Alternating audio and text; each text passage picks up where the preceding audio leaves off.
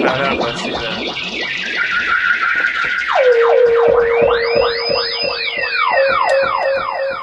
So that's literally the first instrument you hear on the album. And it's sprinkled throughout. I think the thing about this theremin is it's tempting to want to play with it and mess with it all the time, especially with delay. I have that running into my effects processor, but I actually ended up cutting a bunch out because I think it's more impactful as less is more sort of a thing. And it really does cut. Like you could hear every time it's used in the album, it's like, oh, there it is. But it also mixes well. Like, I don't know, you start listening to like Meat Beat Manifesto or something, and he uses a theremin a lot, and it's not like beating you over the head. It's like very tasty in the mix. So try to emulate that some. Sometimes it comes out and splatters and shines a little bit, but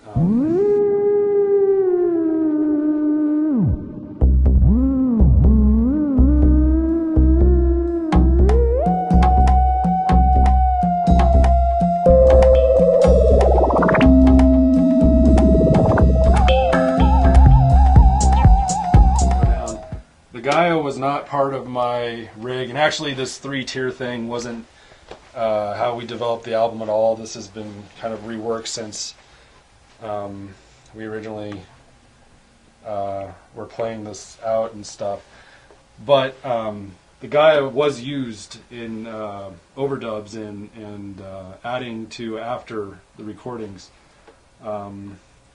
Specifically at the end of Magus, there's kind of like this dying, farting synth sound almost that's this. And in Magus itself, during the meat of it, I had this really splattered out synth sound that was kind of mirroring something that was coming off of Evan's rig. But it does have a role, but it wasn't super huge, and I didn't write anything with this on my rig for the album.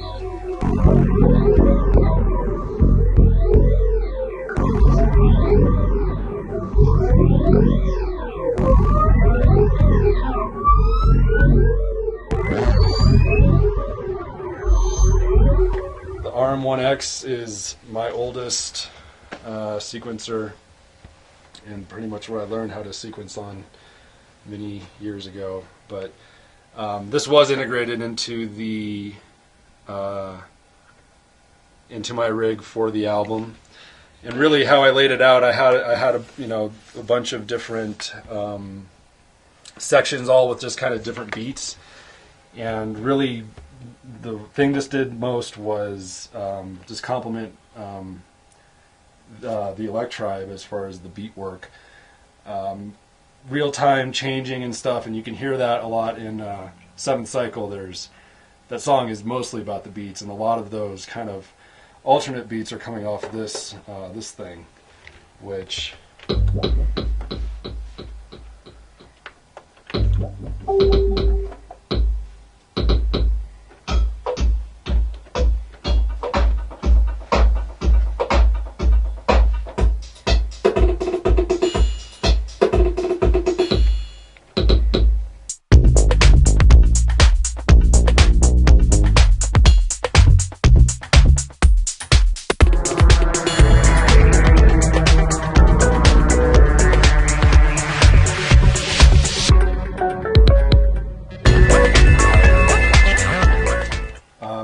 to this actually has quite a bit of presence throughout the album.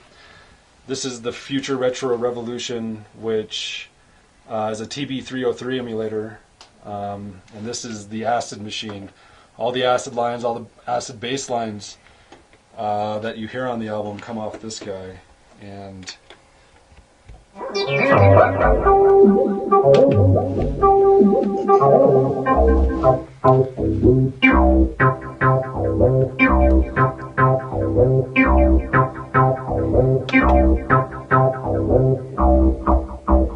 you can really, I think this piece of gear has more character than most other gear in this room.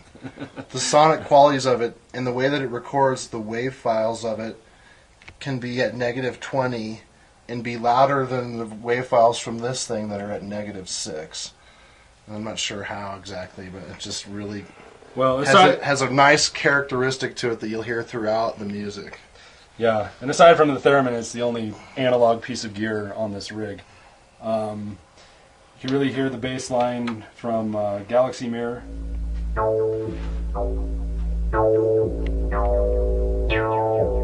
This carries the bass line for that, and I'm kind of doing a guitar solo over that.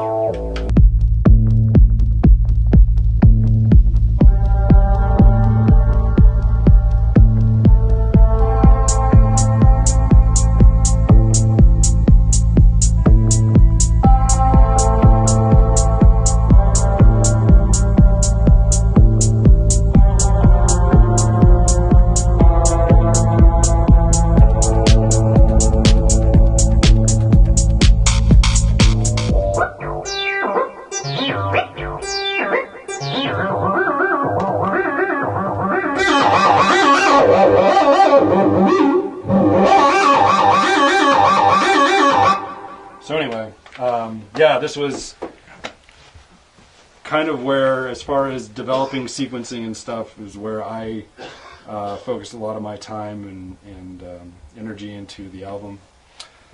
Moving over here is the RS7000. This wasn't part of my rig when developing the album. I did a lot of sequencing to edit in after we had recorded, and it has a couple sequences in here that I specifically developed for the album to kind of act as transitionary or to help the existing beats and that sort of a thing. This is the intro to one of the songs.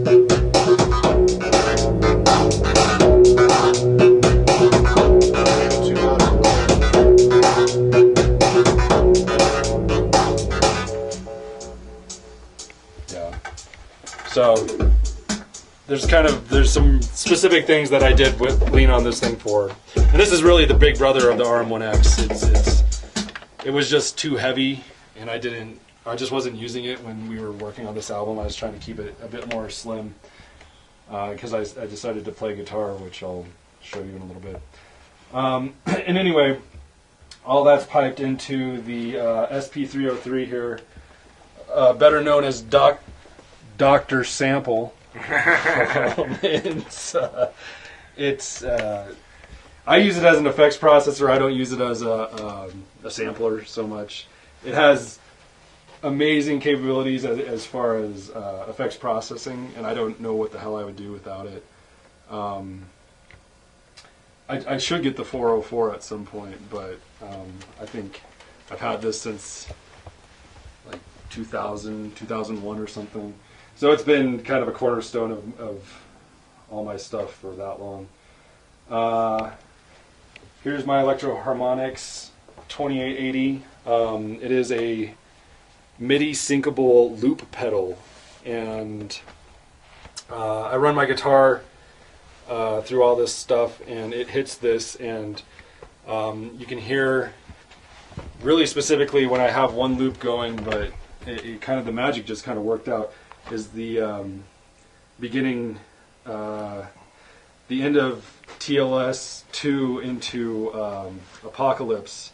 There's this slide guitar that I do that I looped, and that's this thing looping it. But you know, it's nice because it has a built-in mixer, and you can have up to 4 channels recorded and actually be able to fade them in and out. So all that work was done real time, miraculously, when we first recorded it. So.